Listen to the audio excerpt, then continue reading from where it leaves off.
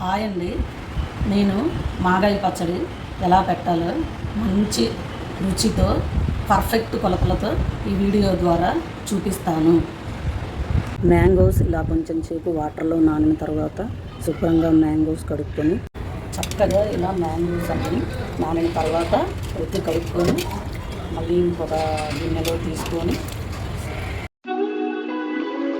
Mangoes కడిగిన తర్వాత ఇలా మెత్తటి క్లాత్ మీద అన్నీ చక్కగా పెట్టేసుకొని ఆరిపోయే వరకు క్లాత్ తోటి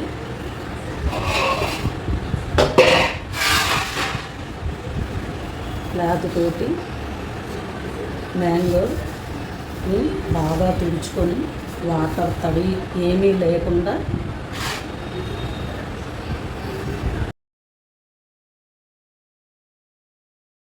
ఇవి జలాలండి. మాగాయ పచ్చడి కానీ మామిడికాయ కానీ ఏప్రిల్లో కన్నా మేలో పెట్టుకుంటే చాలా రుచిగా ఉంటుంది పచ్చడి. నేను ఈ సైజు నాకు ఒకటే దొరికిందండి. నేను మిగిలినవి ఈ సైజులో తీసుకున్నాను.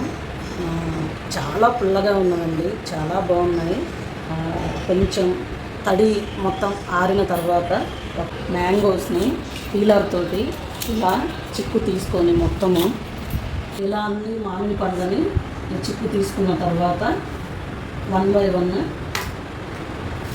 కట్లర్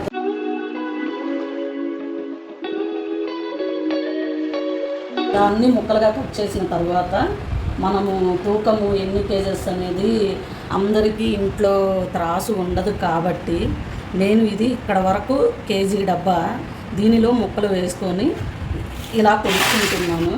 నాకు ఈ ముక్కలు 3 కేజెస్ అయింది. నేను 3 కేజెస్ మాగాయి ఎలా పెట్టాలో వీడియోలో చూపిస్తాను. ఇలా ముక్కలన్నింటినీ మనము డబ్బాలో పైన వరకు కేజీ అయినవి ఇలా ముక్కలన్నిటినీ కొలుసుకొని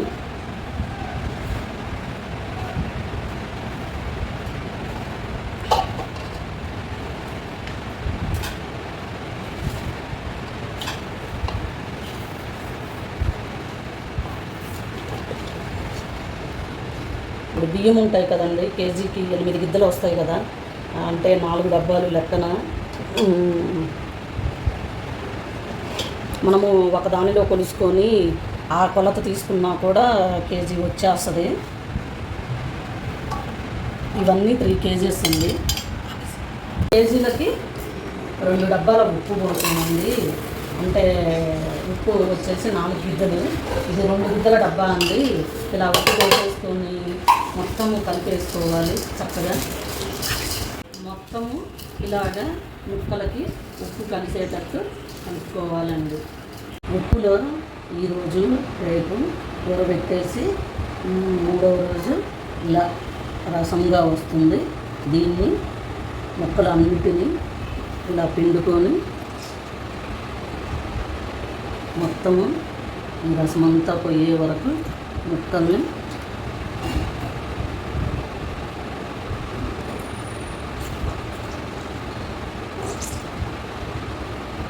ఇలా పిండుకోవాలి. ముక్కలు పిండిన తర్వాత ఇలా రసం వస్తుందండి. మనము ఈ ముక్కల్ని ఈ 3వ రోజు ఎండలో పెట్టుకొని ముక్కలు ఒక్కరోజు ఎండలో పెడితే సరిపోతుందండి. ఎందుకంటే మే నెలలో బాగా ఎండలుగా ఉంటాయి కదా.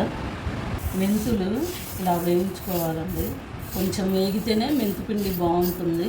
ఇలా వేగిన తర్వాత మెంతులు ఆరిన తర్వాత మిక్సీ పట్టుకోవాలండి. నేను 2 స్పూన్ల పసుపు తీసుకున్నానండి. మెంతిపిండి కూడా నేను కొంచెం ఎక్కువే తీసుకున్నానండి. మెంతిపిండి కొంచెం ఎక్కువ తీసుకుంటే మనకి టేస్ట్ బాగుంటుందండి. కారము 3 గిద్దలు పడుతుందండి 3 కేజెస్కి. ఘాటు కాయలు అయితే అంత టేస్ట్ రాదండి. కారము ఘాటు లేని కాయలైతే మంచి టేస్ట్ వస్తుందండి. ఇలాగా మొత్తము రసంలో కారము, పసుపు, మెంతిపిండి కలిసేలాగా ఇలా మొత్తము రసంలో కలిపిన తర్వాత ముక్కలు తీసుకొని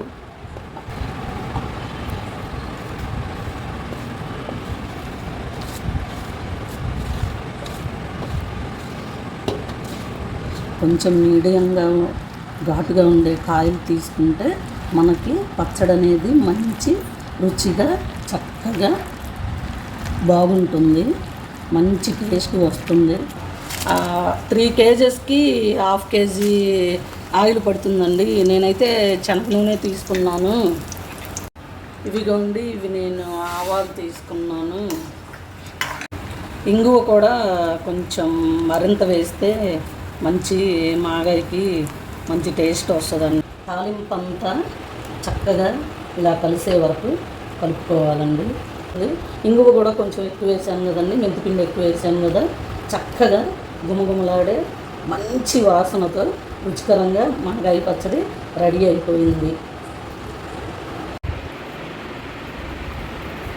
సూపర్ టేస్టీగా ఉంది. మా మామ చేసే అన్ని పచ్చళ్ళు మేము అప్పుడు అన్నంలో కలుపుకొని తింటాము. మీరు తప్పనిసరిగా ట్రై చేయండి.